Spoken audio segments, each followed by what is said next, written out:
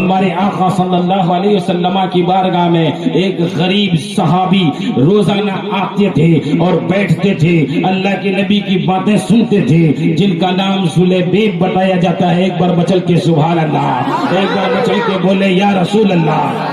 ہمارے آقا جناب احمدی مصطفیٰ محمد مصطفیٰ صلی اللہ تعالیٰ علیہ وسلم کا وہ صحابی روزانہ آ کر بیٹھتا ہے۔ ایک دفعہ آقا صلی اللہ علیہ وسلم نے ارشاد فرمایا الا تتزوجوا یا جلیبیب، جلیبیب شادی نہیں کر لی ہے؟ جلیبیب کہتا ہے یا رسول اللہ میں غریب آدمی ہوں، مسکین آدمی ہوں، میرے پاس رہنے کا گھر نہیں ہے، بھلا مجھ کو لڑکی کون دے گا؟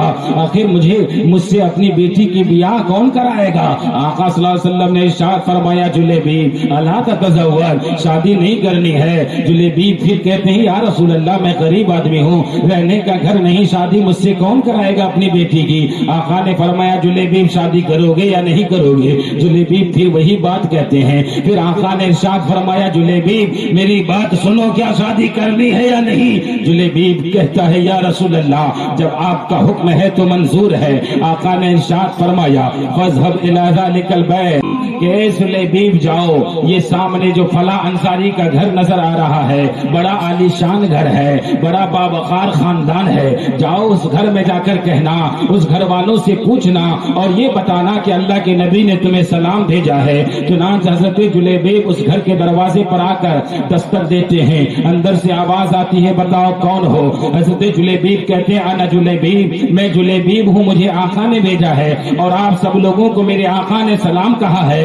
جلیبیب کی اس بات کو سن کر گھر والے خوشی سے مچلنے لگتے ہیں۔ مسرت اور شادمانی کا عالم کیا ہوتا ہے بیان کرنے کے الفاظ نہیں ہے۔ چنانچہ وہ جو صحابی وہ انصاری دروازہ کھولتے ہیں اور کہتے ہیں بتاؤ جلیبیب کیا کام ہے؟ جلیبیب کہتا ہے کوئی کام نہیں، بس ایک پیغام ہے جو پہنچانے آیا ہوں۔ وہ انصاری کہتا ہے اے جلیبیب کیا پیغام ہے؟ کہا وہ پیغام یہ ہے کہ آقا نے ارشاد فرمایا ہے کہ اپنی بیٹی کا نکاح مجھ سے کرا دیجیے۔ چنانچہ وہ انصاری صحابی جو کہ بڑے اثر و رسوخ والے تھے، بڑے عالی شان عزت وقار والے تھے، چنانچہ حضرت جلیبیب کے کہنے پر وہ انصاری صحابی کہتے ہیں اے جلیبیب میں اپنی بیوی سے تھوڑی دیر مشورہ کر لیتا ہوں۔ چنانچہ جلیبیب کے کہنے پر وہ انصاری صحابی اپنے گھر جاتے ہیں اور اپنی بیوی سے مشورہ کرتے ہیں اے میری بیوی ایک پیغام اللہ کے نبی نے بھیجا ہے۔ کہا بتاؤ کیا پیغام ہے؟ وہ انصاری صحابی کہتے ہیں کہ اللہ کے نبی نے یہ حکم دیا ہے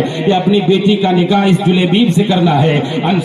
وہ انصاریہ عورت بھڑک جاتی ہے اور کہتی ہے میرے شوہر اس غریب آدمی سے اپنی بیٹی کا نکاح کریں گے؟ یہ نہیں ہو سکتا ہے، یہ غریب آدمی جس کا گھر بھی نہیں، جس کے پاس کمانے کا ذریعہ نہیں، جس کے پاس کوئی جائیداد نہیں، اس غریب آدمی کو اپنی بیٹی نہیں دے سکتے ہیں۔ چنانچہ یہ ساری باتیں وہ لڑکی اس کی بیٹی اس انصاری کی بیٹی کمرے میں رہ کر کے سن رہی تھی۔ چنانچہ وہ انصاری لڑکی کہتی ہے اے میرے ماں باپ تم لوگ چاہے انکار کرو لیکن میرے محبوب نے حکم دیا ہے اس لیے رشتہ مجھے منظور ہے۔ چنانچہ رشتہ منظور ہے یہ کہہ کر وہ لڑکی باہر نکلتی ہے، اللہ کے نبی کی بارگاہ میں حاضر ہوتی ہے اور کہتی ہے یا رسول اللہ صلی اللہ علیہ وسلم کیا آپ نے ایسا حکم دیا تھا؟ آقا فرماتے ہیں ہاں میں نے ہی ایسا حکم دیا تھا۔ چنانچہ اس لڑکی اور جلیبیب کا نکاح ہو جاتا ہے۔ چنانچہ سامعین اکرام کہنے کا مقصد یہ ہے کہ ہمارے آقا نے حکم دیا تو اس انصاری لڑکی نے اس کو تسلیم کیا اور اس انصاری گھر والوں نے بھی اس کو مانا۔ چنانچہ کیوں مانا؟ اس لیے مانا کہ قرآن کہتا ہے کہ جب اللہ اس کے رسول کا حکم آ جائے تو پھر مسلمان مرد عورت کو یہ اختیار نہیں رہتا ہے کہ وہ اللہ اس کے رسول کے حکم کو ٹال دیں۔ چنانچہ مسلمانوں کے لیے یہی ہے کہ اللہ اس کے رسول کا حکم آگے ہونا چاہیے، اسے ہی پہلے سر تسلیم کرتے ہوئے مان لینا چاہیے۔ چنانچہ اس انصاری لڑکی نے تسلیم کر لیا۔ اس انصاری لڑکی کے پاس گھر کی کمی نہیں تھی، جائیداد کی کمی نہیں تھی، باپ بڑا امیر اور مالدار تھا، لیکن اللہ کے نبی کا حکم پا کر اس غریب آدمی سے رشتہ طے کر لیتی ہے۔ چنانچہ حدیث میں آتا ہے کہ ایک دفعہ جنگ کے موقع پر بہت سارے صحابہ شامل تھے اور جلیبیب بھی اس جنگ میں اس لڑائی میں شامل تھے۔ چنانچہ بہت سارے صحابی شہید ہو گئے۔ اللہ کے نبی صلی اللہ علیہ وسلم جنگ ختم ہونے کے بعد حکم دیتے ہیں این جلیبیب، جلیبیب کہاں ہے؟ وہ میرا پیارا صحابی کہاں ہے؟ وہ میرے پاس رہنے والا सहाबी कहाँ है? चुनांचे सहाबा किराम ढूंढते हैं लेकिन नहीं मिलते हैं। आका सल्लल्लाहु अलैहि वसल्लम ने इरशाद फरमाया, ढूंढो जुलेबीब को, वो कहाँ है? चुनांचे सहाबा किराम ढूंढते ढूंढते जंगल के एक किनारे पहुंचते हैं जहां हजरत जुलेबीब की लाश पड़ी हुई थी और हजरत जुलेबीब के चारों तरफ 7 काफिरों की लाशें पड़ी हुई थी। आका सल्लल्लाहु अलैहि वसल्लम तशरीफ लाते हैं और मुस्कुराकर फरमाते हैं, मेरा जुलेबीब के मार के शहीद हुआ है, ये मेरा जुलेबीब है जो कि जन्नती है। अल्लाहु अकबर कबीरा।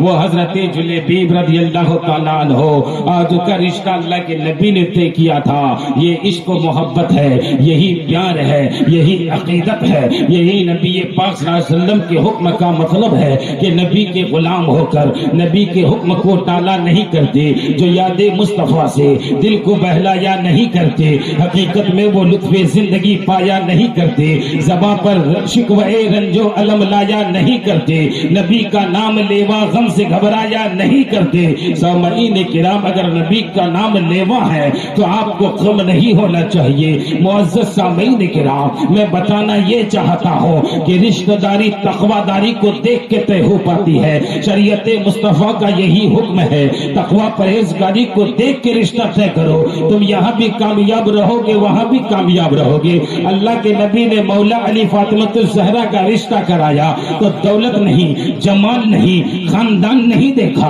अल्लाह के नबी ने जब जुलेबीब का रिश्ता एक अंसारी औरत लड़की से कराया तो वहां भी कोई माल और दौलत हुस्न जमाल नहीं देखा, बल्कि तकवा परहेज़गारी को देखा। और दहेज की लानत हमारे और आपके मुआशरे में मुआशरे को खून की तरह से खा रही है कि दहेज की डिमांड की वजह से बहुत सारी गरीब लड़कियां अपने माँ बाप के घर में कुर्राह रही है, सिसक रही है, रो रही है, बिलक रही है। सामईन किराम, ये दहेज की लानत है। अल्लाह हम और आपको उससे बचाए, हमारी कौम को हिदायत अता फरमाए। सीरत फातिमा ज़हरा पर हम और आपको चलने की तौफीक व